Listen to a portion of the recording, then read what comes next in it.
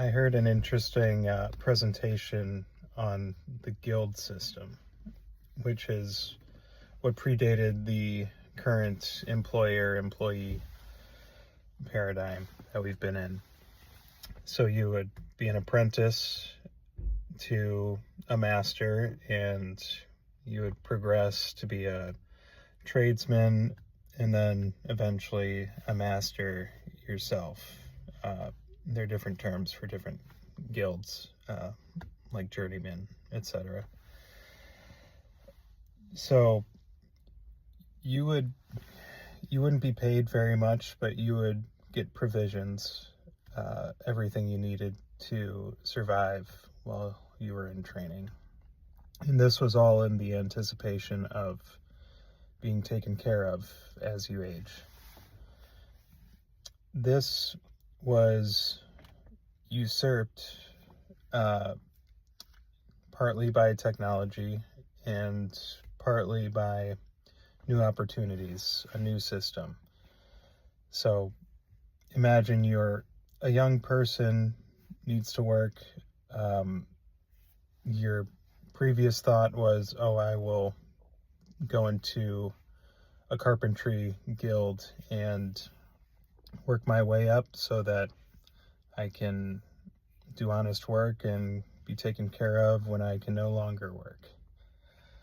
Now Henry Ford opens up a plant in your town, and he's offering wages that are far more than you'll make for the next 10, 20 years in this skilled trade. So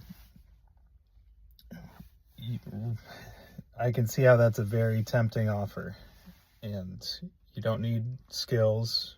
You'll be paid in cash, and you'll be able to afford a Model T. You know, it solved the issues with the guild system, which were being very rigid. You're kind of stuck. Whereas in an employer-employee dynamic, there's always other employers, and they have to compete with each other for wages. This means we lost a lot of skilled trades, but we gained mobility, we gained the ability for people to own things quicker, like cars and homes. And yeah, it just was a better deal for people getting into the system. This makes me think about what the next system will be. There are issues popping up with the employer-employee paradigm. So wages have not kept up with inflation. People are now encumbered with debt. They can no longer purchase things they usually could, like cars and homes outright, so they are renting and leasing. And it's harder than it used to be to build wealth.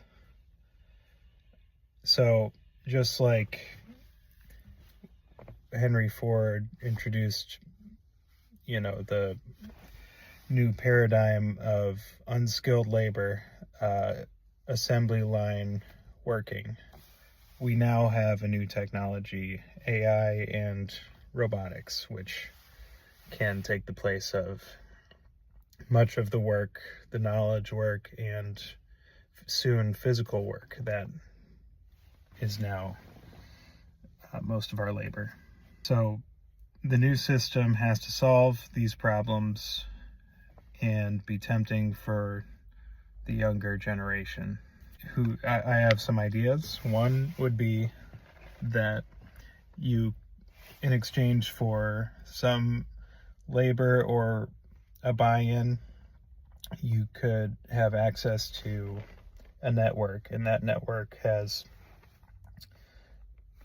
shared assets like robotics, fabrication on demand, could be clothes, could be your transportation, could be healthcare, could be compute. So those privileges may be more valuable than the current wages, and maybe there's a stipend involved in that for the transition period, but maybe the whole dollars in exchange for everything paradigm will change.